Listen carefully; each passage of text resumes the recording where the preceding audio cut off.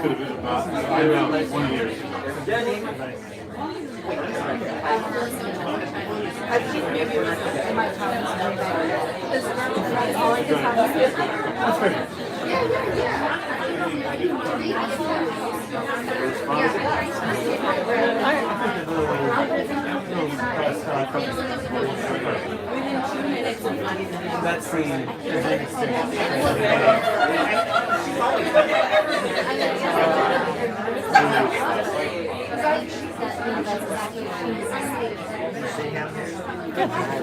the couple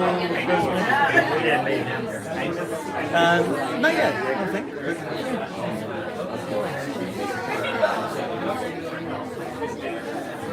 My mother just read that book. Oh, it's so good, yeah. Oh, yeah.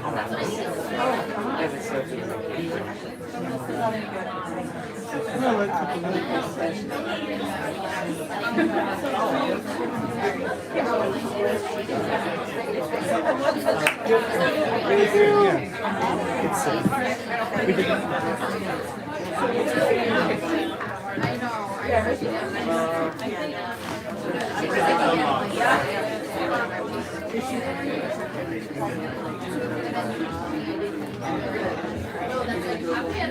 Hi everyone.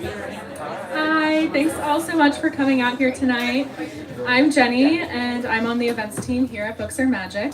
Before we get started, I just wanted to point out some logistics for how tonight's going to go. First, we'll be doing an audience hand-raised Q&A towards the end of the event, so start thinking of questions to ask now and raise your hand when the time comes. Hilary or Jennifer will repeat your question into their mics to ensure that viewers on the live stream can hear as well. After the talk tonight, Hilary will be signing and personalizing books at the alcove right next to the front register. If you're joining us virtually on the YouTube live stream, we'd love to encourage you to buy a copy of Terrace story online using the link in the live stream description. Okay, so it's my privilege to introduce Hilary Leichter and Jennifer Wilson, who are here to discuss Hilary's newest novel, Terrace Story. Terrace Story is an intimate exploration of time, a fable about love, an epic daydream for a broken-hearted world. Annie, Edward, and their young daughter Rose live in a cramped apartment. One night, without warning, they find a beautiful terrace hidden in their closet. It wasn't there before, and it seems to only appear when their friend Stephanie visits. But every extra bit of space has a hidden cost, and the terrace sets off a seismic chain of events, forever changing the shape of their tiny home and the shape of their world. Hilary Leichter has been a finalist for the Center for Fiction First Novel Prize, the New York Public Library Young Lions Fiction Prize, and her work in Harper's Magazine won the 2021 National Magazine Award in Fiction. Her debut novel, Temporary, is also available for purchase up front. She currently teaches at Columbia University. And Jennifer Wilson is here to discuss Terrace Story with Hilary. Jennifer is a contributing essayist at the New York Times Book Review, where she writes reviews, newsletters, and essays. So without further delay, everyone please give a very warm welcome to Hilary and Jennifer.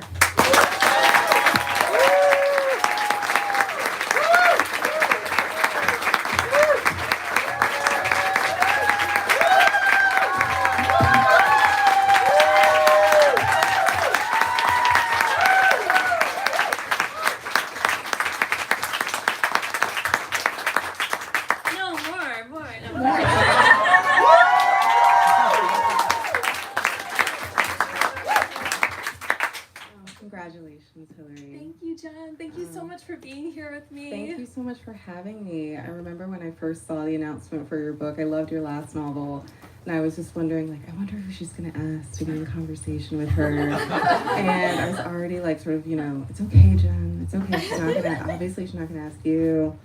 And it's just like, get over it. Like, it's okay.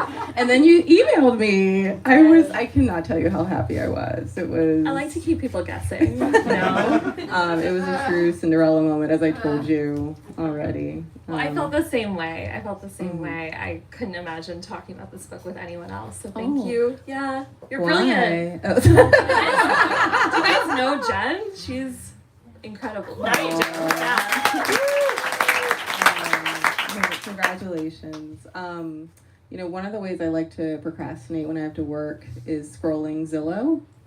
like everyone else. It's one of my favorite hobbies for when I want to just like enjoy that feeling of like regretting my life choices. It's sort of this like morbid pleasure I get. And one of the things I love about this novel is that it kind of reminded me a little bit of Zillow.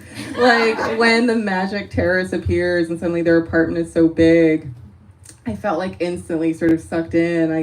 I felt how those characters felt, like, oh, what if I had made all these different choices and I just, had this terrace. I didn't have to be so reliant on this magical kind of witch character to make it happen. And then actually one of the characters later on in the novel, actually, there is sort of a Zillow kind of ish website in the book. So I guess I was just wondering your thoughts on, obviously everyone sort of talked about this book as a book about housing, but it's also very much about desire and fantasies and how those fantasies force us to face our regrets. And it just seems like you sort of use housing as a way to sort of, dramatize that. So I guess I just sort of wanted to ask you, your thoughts on Zillow, but also your thoughts on sort of why you think, housing sort of stirs these feelings in a way that other possessions just don't seem to really hit in quite the same way. That's an amazing question. First of all, thank you all for coming. I feel like I have to back up for a second. It's so good to see so many familiar faces, and I feel like the last time I was on a very high stool in front of so many people I loved, I was like 12 years old and singing show tunes written for middle-aged women. So, and now I am a middle-aged woman. I won't be singing show tunes. So thank you all for being here, and thank you to my publishing team from Echo and my agent Monica. I'm not sure where they are. Thank you so much. And to my family who came from two of the most popular states in the Union, Texas and Florida. Sorry.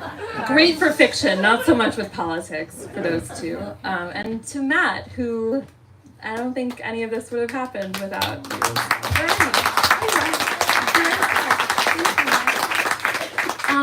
Weirdly, all of this leads into your question, I promise, about Zillow and desire, because I think that, yes, I have been known to scroll through the houses. Trulia is another great site if you haven't. Street Easy, anyone? But I'm, to go back to being middle-aged and not so much the show tunes part, but I think that I am curious about where desire goes and the kind of wonder that you feel when you're a child discovering new things, and where that lives when you're no longer a child. And so in thinking about Terrace story, which is about an apartment that contains more space than it should, and has kind of a magic wardrobe for adults, I was thinking about the places that we put our desire when daily life doesn't really have room for that. There's no room for daydreaming because you might miss your stop on the train. Mm. So where does desire live? And it sometimes lives in that endless scroll. It lives in the spaces that we inhabit. It lives between two people, and it lives in the choices that we don't make too. And so I was thinking about all the houses that I haven't bought on Zillow, if that makes sense, all the paths that we don't take in our daily lives, all the wardrobes that we don't get to open as adults, and what they contain. I love a surprise internet novel. So you're sort of like the villain of this novel. As a writer, the character Stephanie, who sort of sets off the whole drama because she is the one who has this ability to make rooms appear, to make the terrace appear. And I read in your interview with, I think, NPR, that you said you sort of imagined Stephanie as a writer, as someone who can create these spaces. And I thought that was so interesting because in the book, she wreaks havoc. No one wants to be around her. She, gives people desire for things they never thought were possible, and then she goes away and it's not there anymore, and they're sort of living with the lack of, that's in her aftermath. And so it was so curious to me that you sort of thought that this was sort of a writer figure. And I just was wondering if you could say more about that and what you think this book is saying about narrative, and also just like the ethics of putting literature and putting fantasies out there for people. Yeah, I take that very seriously. I think that as fiction writers, myself included, we're always quick to say, oh, but it's not real. It's not real. But it's true. It's all true. And the minute that you write something, whether it's a novel or a short story, it's not real, but it becomes a part of the world. I think art is the thing that makes the world bigger, for better or worse. It's the thing that changes the shape of the world. It changes our experience of the world. And so sometimes that does cause intense havoc. It does for me. There are books that leave me destroyed. There are songs that leave me destroyed. I think an encounter with art can be a way of kind of tearing the ligaments of your daily life. And it can be painful, but it's necessary too. And so I try not to wreak havoc on the people around me, at least not intentionally. And I don't know that I was thinking about writers as people who create destruction, and that's kind of an oxymoron, isn't it? But I was thinking about a writer as someone who changes the shape of the world, for better or worse. I think when you agree to make art, you have to accept that your art has reverberations that you can't predict. And that's beautiful and terrifying at the same time. Stephanie is a writer in the sense that she willingly changes the places around her, even if it deeply impacts the people in her path. This book maybe wreaked havoc on my life. After I reread it again, yesterday, and I maybe sent a text, and we'll see. TBD what happens if you're a Stephanie figure or not. But it is that kind of book. Like, it's very emotional, and it sort of makes you want to form connections with people before it's too late. There's just a sadness sort of in the book that makes you want to not be alone, which is sort of an unusual feeling when you're reading a book, which is a solitary experience. So yeah. That's lovely. Yeah, no, I'm interested in books that are an experience. I'm interested in writing something that is not only, well, let me back up. I'm interested in reading something that is not just a book that I've read, but an event that integrates into the fabric of my life. And I can remember books that I've read that have done that for me, some of them written by people in this room, not to embarrass you all, but I think that when a book becomes an event in your life, it's a place that you visited. It's a thing that was sandwiched between meetings and appointments. It's not just characters. It's not characters, it's words that enter your daily existence. And, there's this phrase that I keep thinking about. There's a lot of writing right now about the writer's strike and the type of content that producers are looking for. And this phrase comes up called second screen content. Has anyone heard that? It's the type of movie or show that you can watch while you look at your phone. It's gross, right? And I think about that a lot. I think about the kind of disengagement that is allowed and encouraged when encountering art, and I don't want to be a part of that. And I think that's risky because a lot of people want to disengage, and that's fine. The world is really hard. Everything's painful right now. I want to write something that forces you to participate, because those are the books that stay with me. And so if that's a kind of way of wreaking havoc, then it's a havoc that I want to be a part of. But you do it very gently. Like this book really feels like you could read it to a child even though it's about, housing and, extinction and kind of climate devastation, it feels almost like a children's book. And there's actually sort of a children's book within the book. And there's sort of this way in which the book is sort of saying, we never grow out of that need to have stories told to us in a gentle way. Like, we never grow out of that need to have fantasy kind of work as this kind of buffer between us and the real world. And I guess I was just wondering if you could say more about your relationship to children's literature. What were there specific books that you had in mind when you were working on this? You've already mentioned A Magical Wardrobe. So. No, but I never read that till adulthood. I didn't encounter C.S. Lewis in childhood at all. I was really into books by Lynn Reed Banks. I don't know if anyone read her stuff. There was this great book called I, Houdini about a hamster that's an escape artist. I don't know. There were these wild conceits. But I mean, have you all read children's literature lately? It is so screwed up. It is deeply, deeply upsetting. And I think more than being interested in literature for kids, I'm interested in literature that operates on different valences and that it has layers of impact. And so, like, if I'm sitting there reading Goodnight Moon to my niece, she experiences one thing and I experience something vastly different.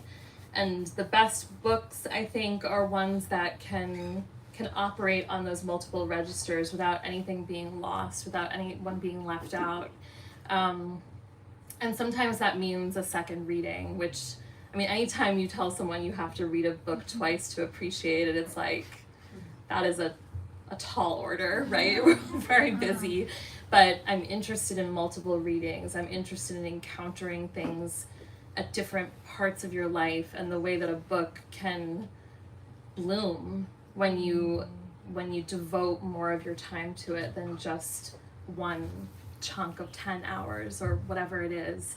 And children's literature is uniquely suited to that because a lot of times you have these layers of encounters that happen naturally. You maybe encounter it as a child yourself, and then you encounter it thinking about children or reading to your own child, and then maybe you encounter it with your child reading it to you, and that kind of riddle of engagement is fascinating to me. Yeah. But I feel like I should read. Should I read something to you all? Like, I feel like we're talking about reading to children. Yeah. Can I read? Read to the children.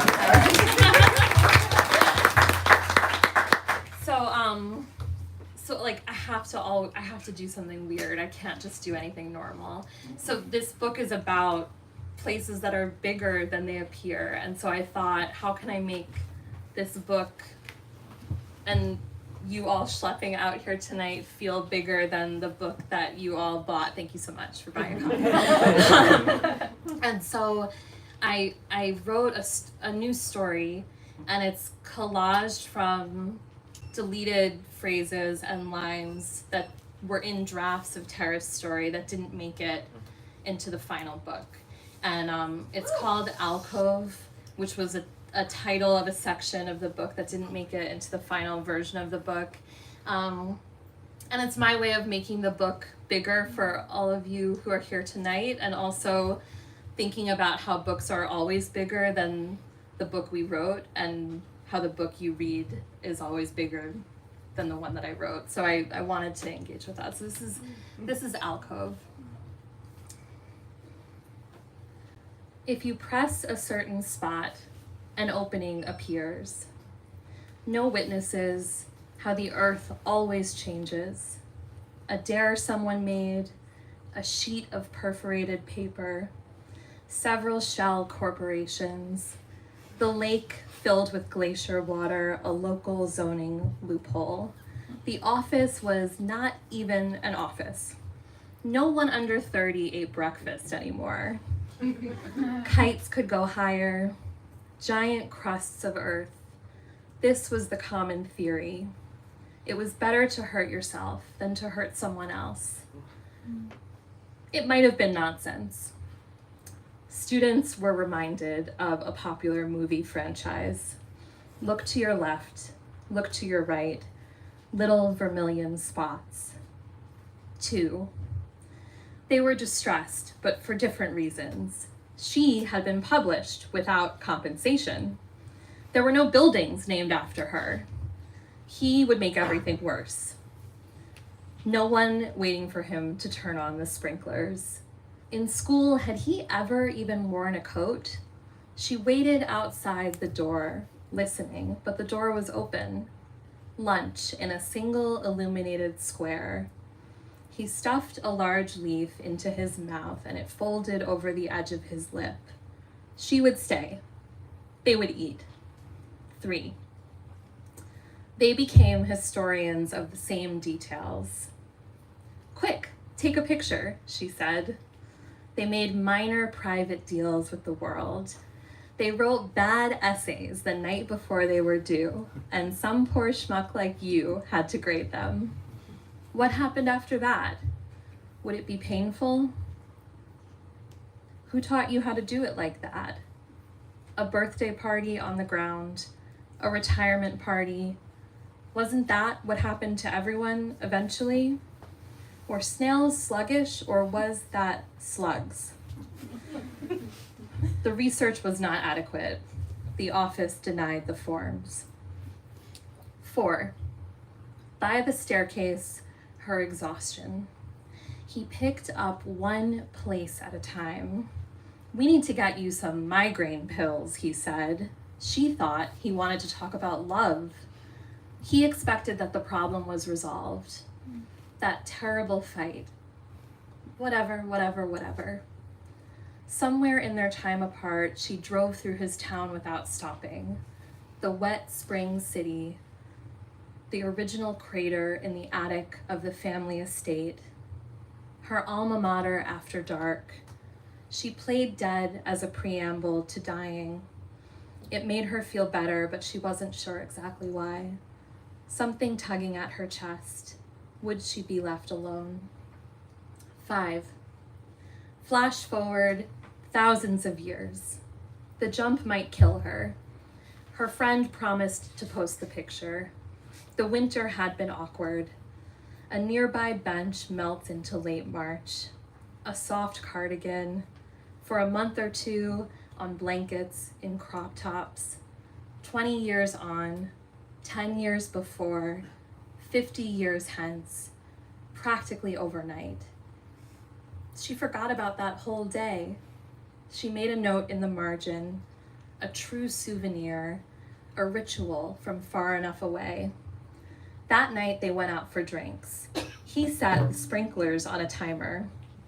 She wanted to know where to put her hands. After all that time, it would maybe take just a little longer. Thank you.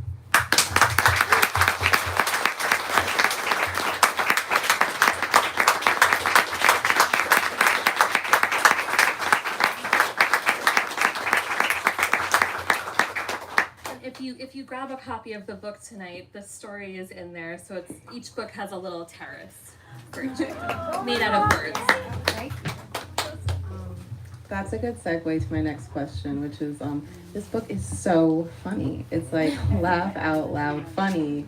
But humor is sort of presented not always as a great thing. Like we often see inside jokes from the perspective of the person who doesn't get it.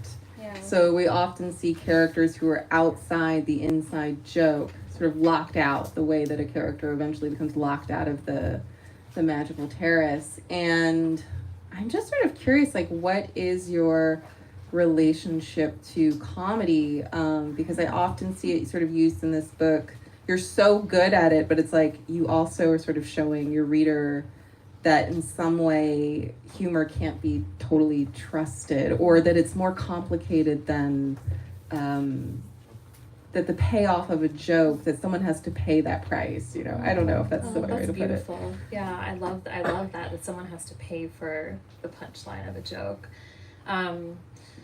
My first book was much more of a comedic novel, and something that I found when writing it was the way that comedy requires all of this infrastructure. It requires walls. And part of the pleasure of reading absurdism or reading humor is watching for the seconds where the walls fall down for a moment and you can feel something real and you can feel something true. And I think of humor as being language sharpened to point. It's like the spear of language, and it can be brutal. You know, part of comedy is understanding who it's directed at. You know, humor is not just floating, it's pointed at someone or something, and it can be loving when it's shared, and it can be, I mean, you used this word when we were talking before, but it can be violent when it's not shared or when it's directed at someone who's not a part of the joke. And beyond comedy, I think language in general is thinking about language, thinking deeply about sentences is a question of who is included in the language and who isn't. And it doesn't have to be about comedy. There are spaces that are built in this book that exclude people, but there are also spaces that are just built from language, that are built to keep people out. And that's something that I feel from both sides. I think we've all been part of systems that create language to exclude, and been on the other side of that too. And so I was thinking about narrative space as something that could be constructed to leave people on the outside. People also use humor in this book to cope. It's also very much a book about sort of extinction, devastation, death, and they're using it to sort of cope. And I think one of the questions your book asks is, what is that line between coping and turning away from something? Like, at what point are you numbing yourself so much to reality that you can't feel it anymore?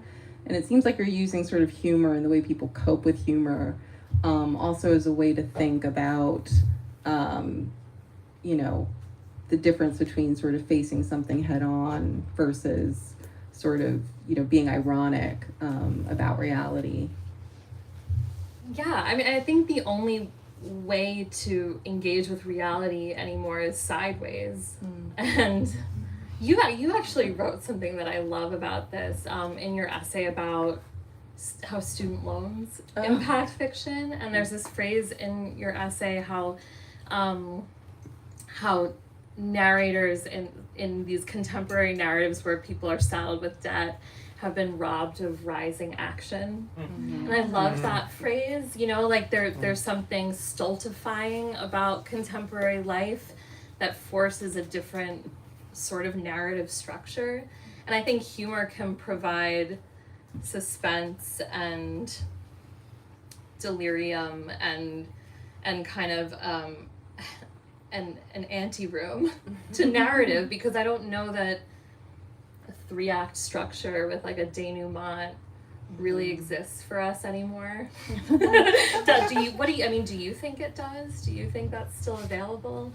Well, certainly not in this book, but I think in a really great way. I think that, beginning, middle, and end are very denaturalized here, which I really liked. There's a line in this book, beginnings are often apocryphal. And I underlined it like 3 times. I was just like, and it made me wonder like how you decided where the book begins, because so much of this book is about cycles and the way like new love is often accompanied by a fear of death, and we're always thinking about the end when things begin, and that's so fascinating to me to see a writer who's obviously has to make decisions about when a book begins and ends. So So I guess, yeah, another question I had for you was about how you decided where to begin a book that very much is about beginnings also being endings. Yeah, in a weird way, you kind of answered the question Okay, because I sorry. think, no, in a good way, in a weird, good way. Okay. I think beginnings of fiction are apocryphal, and, at events like this, we're kind of forced to take up a narrative thread, and I have that story, like I was living in a small apartment with my husband and we had no space and I was thinking about balconies and blah blah blah, pandemic, blah blah blah. I've said this, and like it's true from a certain perspective, it's true, but that's not where books come from. Books come from somewhere else. And so that line about beginnings being apocryphal, I think, was my response to the kind of audacity of claiming that what the seed for your fiction is. I think it's a mystery always, and the writing process is the rigor of pursuing that mystery. But to answer the other part of your question, I wrote it in the order that you read it, and I had no say in that. And so the book is not chronologically told, but I wrote it in the way that you experience, and that's a kind of chronology too. And I'm really interested in, especially in fiction that plays with time, finding the places where the reader's time and the character's time and the writer's time overlap. And I know that might sound a little woo-woo, but I think that if I'm writing a book in the same order that someone experiences it, there's a kind of synchronicity there that creates something ineffable. And but I didn't choose to write it in that order. It was just it created all these interesting tensions of knowledge. In writing the book, I wanted to set a formal challenge for myself. The family is experiencing an apartment that spontaneously grows and diminishes.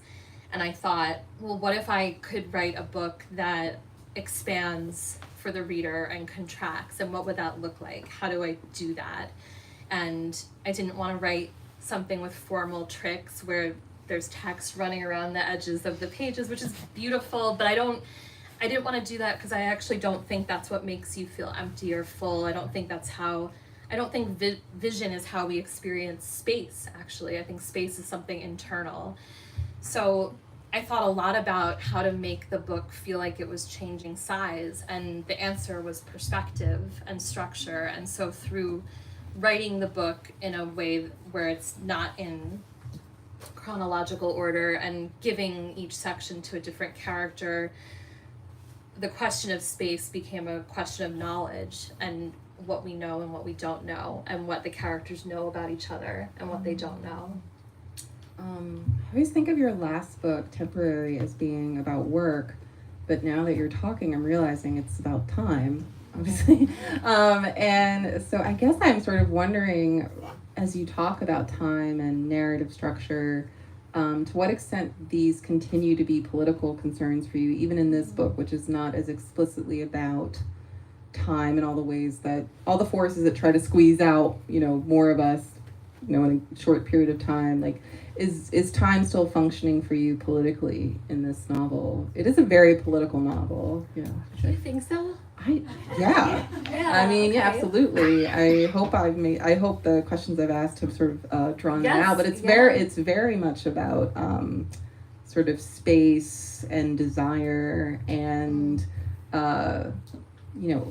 having things to fill space with, and sort of consumption, and its book is also ambivalent about all those things. Like, it's ambivalent about desire. Like, desire can feel transgressive, right, in this kind of culture where there's this kind of scarcity mindset. Wanting more can feel like a rebuke of that. But then also in this book, you present that argument also, I feel like, in this book, but then you also present the sort of flip side, which is, but we also need to consume less. So kind of like, how do you, the book is also sort of navigating these political concerns in a way that's not didactic, and I found it very, I don't know, I found it very, you're just kind of like empathetic, I think, to your reader. Like, yeah, I know you're sort of dealing with these contradictions too. So do you think of the book as political or no? I do now, but I never think that way when I'm writing something, you know? And it's weird to say that about Temporary, which when it was talked about as, you know, this screed on the gig economy, and I was just writing about my kooky life, you know? Like I was just, I was never an assassin.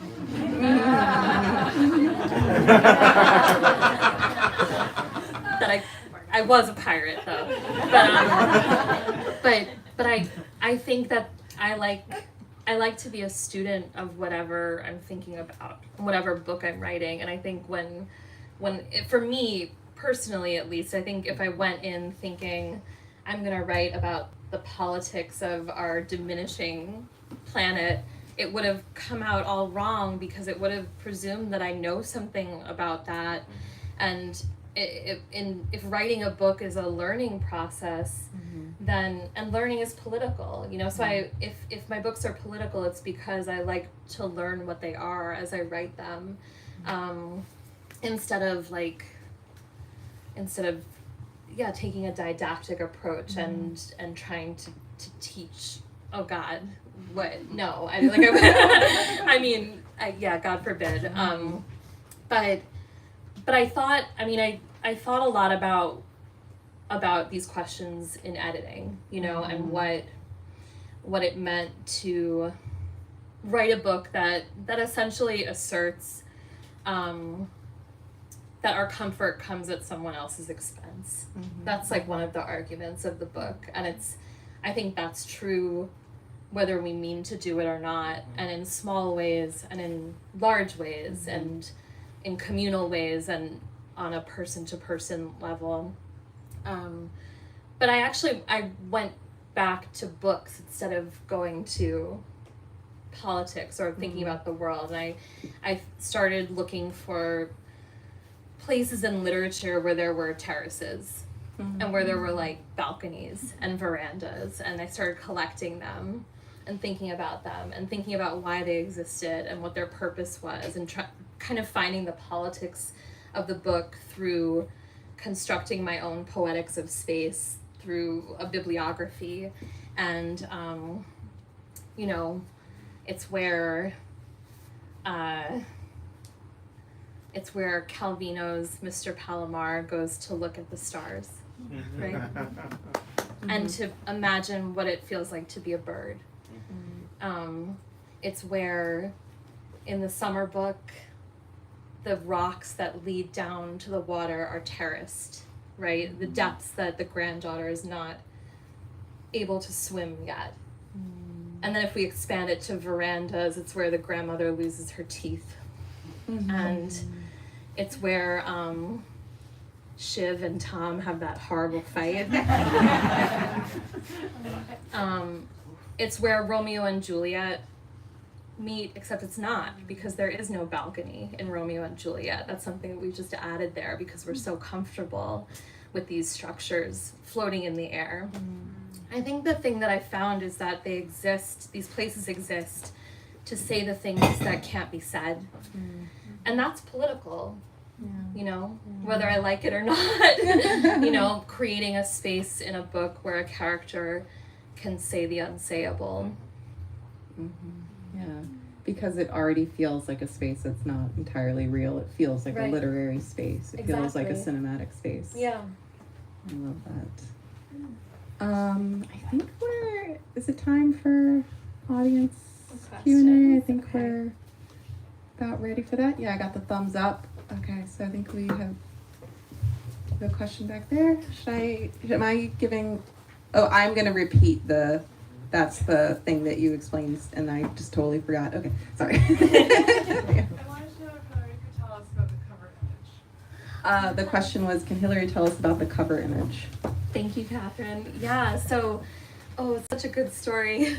So this is Well, the cover is designed by Vivian Rowe at Echo, and she did such a beautiful job of taking this painting that I loved and giving it a new kind of dimension, a new kind of life. But the image is by a British watercolor artist named Eric Ravilius, and this is from a larger painting called Life in a Boarding House that he painted on a wall in Morley College, which was a drama school in London, that was completely destroyed in the Blitz. And so the painting doesn't exist in the world anymore. It only exists in reproductions. And when I heard that, I thought, that's my book.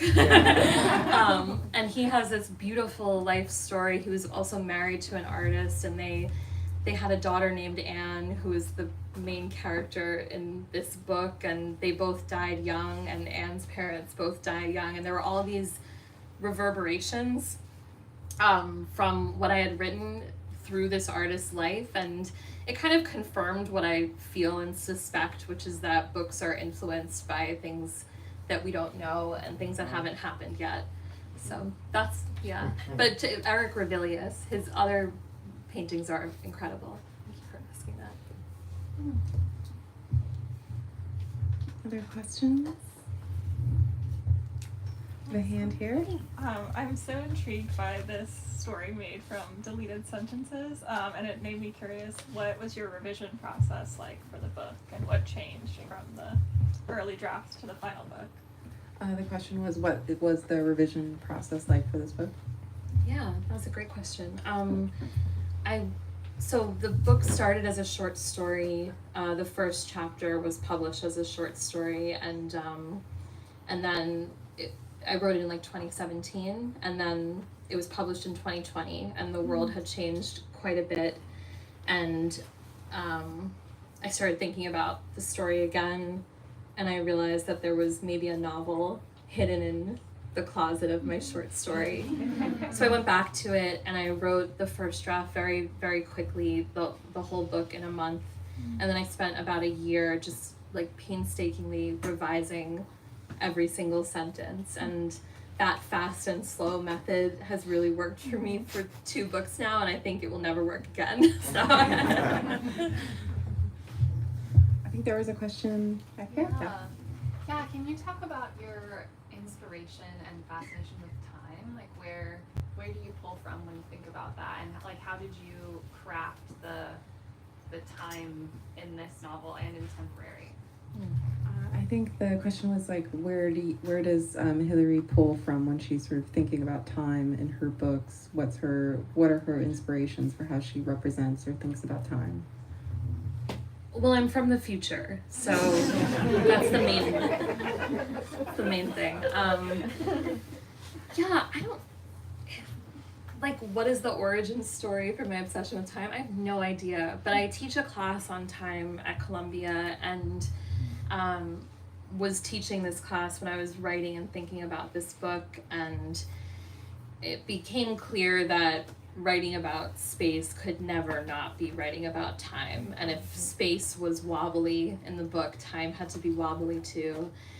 I was interested in writing something that didn't resolve neatly. I think a lot of times the consumer packaging for time travel in fiction and other cinematic universes is like you go back in time and you kill someone, and then something happens because of that in your timeline, and everything kind of loops back and folds into this perfect consumable morsel that makes no sense to me. And so there are chapters in this book that presumably take place in the future but feel nostalgic. They feel like a voice from the past, a literary voice from the past.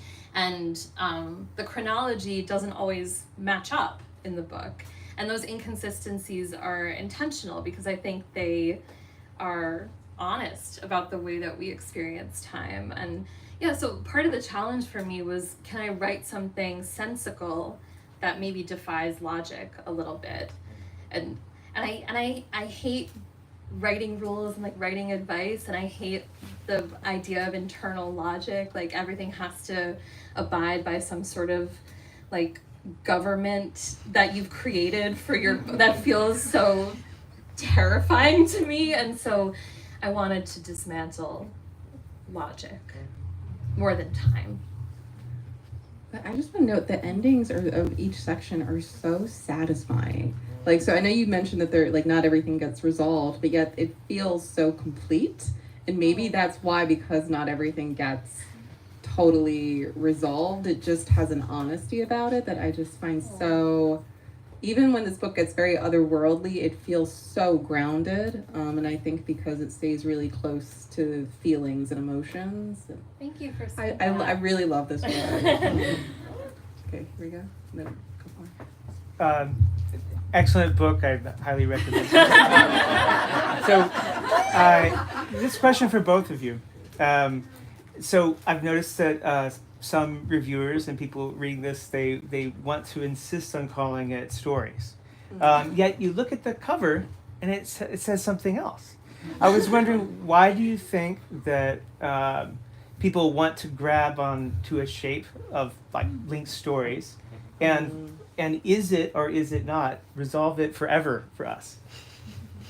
What do you think, Jen? I can't speak for other critics. I mean, I don't know. I think that I think that doesn't feel totally inaccurate to me, that it feels like sort of long linked stories, but then that does make you wonder, like, what novel isn't long linked stories? I don't know. Right, yeah. It's interesting. Yeah, I never thought about it as stories because I don't. Maybe this is unfair, but I don't think they stand alone, the sections of this book, and I always felt like maybe that's wrong, that in a story collection the stories should stand on their own in some way, or at least most of them should. But it had to be written in sections so that there could be extra space between each part of the book. That was like very much intentional. I mean, I guess they could stand alone, but I'm glad that they don't. That's great. Question there? Hilary, could you tell us about the two gorgeous epigraphs in your book, Galileo and Virginia Woolf? Isn't there a scene at the end of the lighthouse on a terrace or a veranda? The question, I realized I forgot to repeat the last question, which was, why do critics insist on calling it linked stories? And this last question was, could Hilary say a couple words about the epigraphs? Sure, yeah.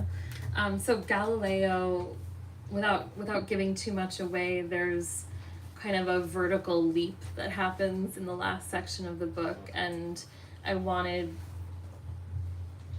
to write about something cosmic without resorting to stale language, and so I went back to the original source, and I read The Starry Messenger, which is by Galileo, and it's so beautiful, and a lot of the language from that actually made its way into the book. And then that quote is not in The Starry Messenger, and actually it's attributed to Galileo, but I couldn't find from what or from where, which I kind of dug. I kind of liked that. It's apocryphal, but his language, more than his discoveries, became crucial to my thinking for the book.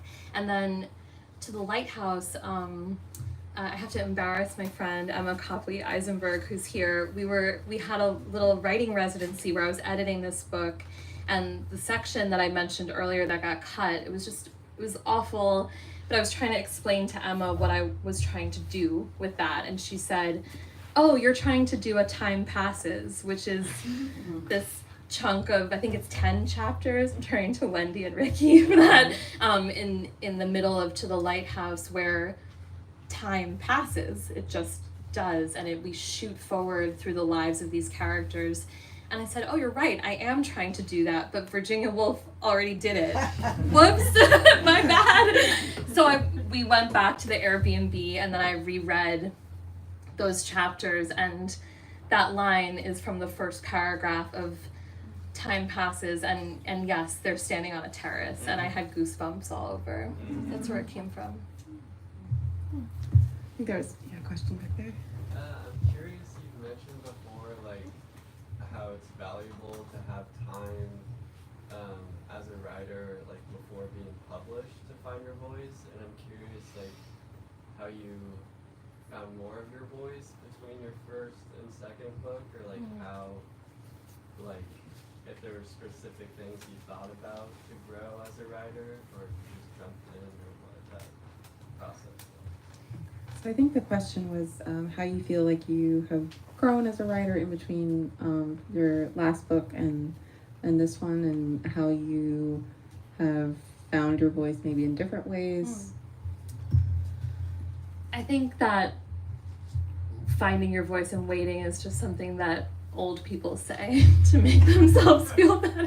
Like, I think I was probably just trying to make myself feel better for like not being a 25-year-old debut novelist. Like, no, find your voice, take your time. It's no rush. Come join me in my late 30s.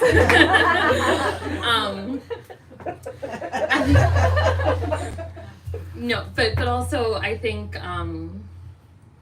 there's a lot of pressure to be in a big fat hurry, and for no reason, to satisfy no one. And the whole thing of this for me is a question of time. It's a I think that waiting between drafts is an evolution that happens within you, where you transform from the person who wrote the book to the person who is able to edit the book, and that only happens with time. I think that I have like so much compassion for the person who wrote my first book, but I'm not that person anymore, and I want to like take care of her, and I'm embarrassed of her, and that relationship between the writer you used to be and the writer you become is valuable and precious too.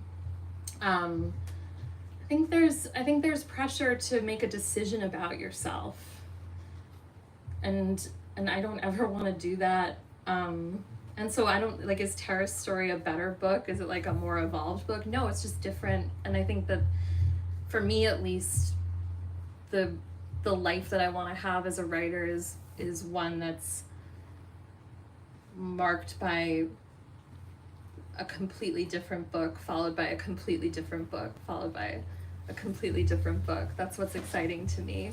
Because we spend so much time telling the same damn stories over and over. I mean, you even picked up on it, Jen. Like, it's like this book is very similar to Temporary, but also so like thematically, but so different. And I think like to counteract that impulse to keep telling the same story over and over again, I have to tell it differently.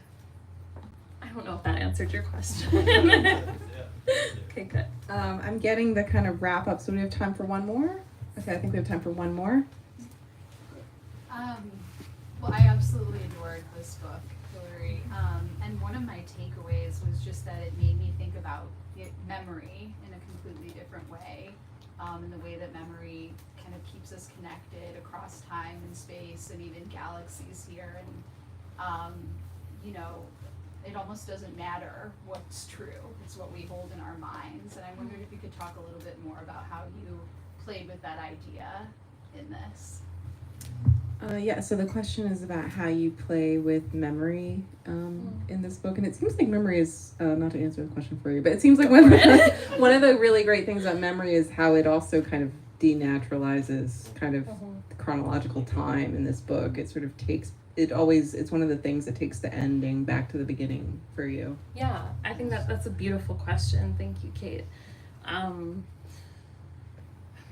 I think that, like, as a population, we're really comfortable with talking about the way that memory works in narratives now, actually.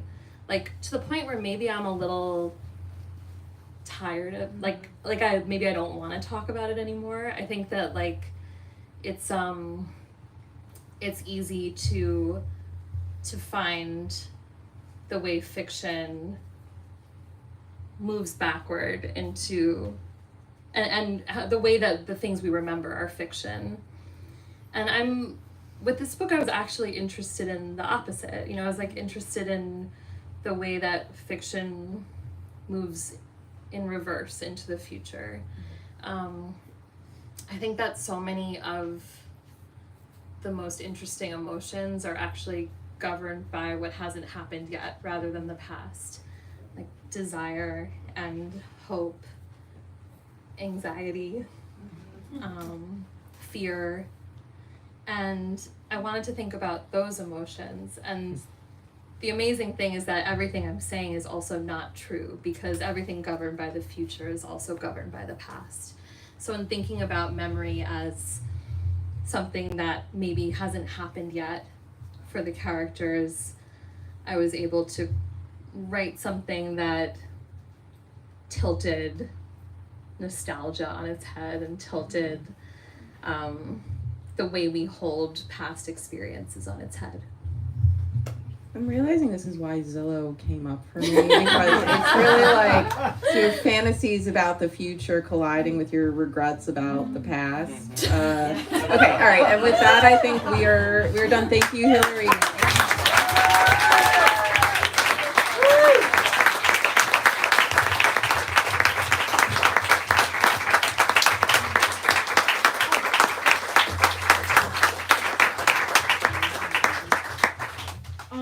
Thank you all so much for coming out here tonight, and thanks to everyone who asked questions. Hilary, Jennifer, thank you for such a great conversation. Hilary will be signing and personalizing books. My coworker is pointing to where that cubby is now in the pink shirt. We do want to let you know that we only have 5 copies left of Terrace Story, so if you haven't grabbed your copy, go rush up and get it. We also only have 2 copies left of Temporary, which is Hilary's debut novel. And we weren't able to put the insert into all of your books, so we have those copies up at the front register, so you can get your little alcove there. At the alcove, right? Yeah. Get your alcove at the alcove. Exactly. And we just ask that you line up along the center aisle and grab any personal belongings with you so we can start breaking down the chairs and moving tables in. The bathroom is right by the Moleskine journals if you need it. And that's it. Thank you all so much. Woo!